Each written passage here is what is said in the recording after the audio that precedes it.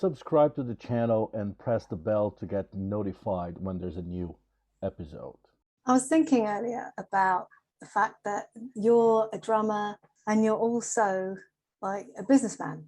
And these two things might not go hand in hand. Like when someone says, I'm going to be a musician and I'm going to go off and join this band, it's very much seen as a romantic, I'm not doing this for the money thing. And then when you go into business, it might seem like it's the opposite. I need to grow a company or, achieve. And I wonder how you've married those two together. There are inherently two types of business. All right. There's a business that exists to make money for its shareholders. And then there are businesses that exist to do good. Mm. And we are one of those. So, and by that, you could be, so for example, we are, MLC is a group of companies, but that's just the way it's structured. There's almost every kind of company within that group. So there's, MLC group that owns the trademarks, that owns all the intellectual property, the data, the courses.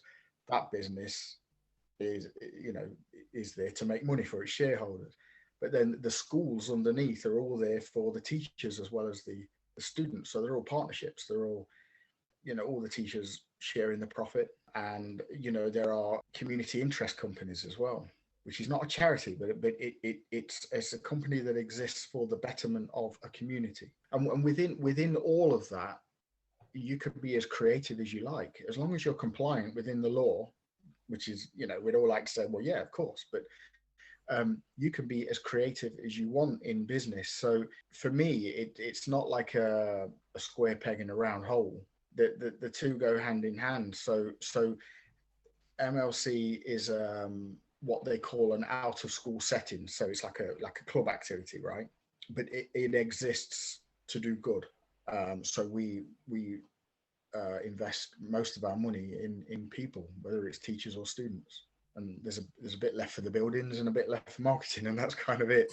So there's like, it's really not. Yes, there are people that are engaged and employed to govern the business and make sure that branding, brand managers, director of education, director of communications, all these people, they all kind of work within our business now.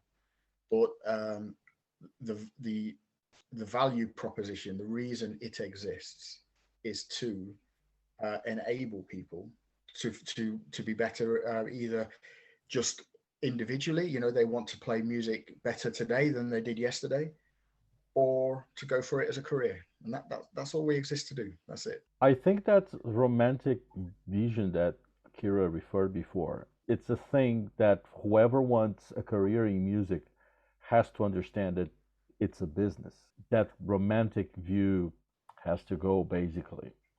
So I used to joke about it all the time. In fact, I think I've joked about it with you. It's not called show friends, is it? Yeah, exactly. Right. And in the music thing, especially, well, actually, I think it's true of all creative industries, but it's always blue sky.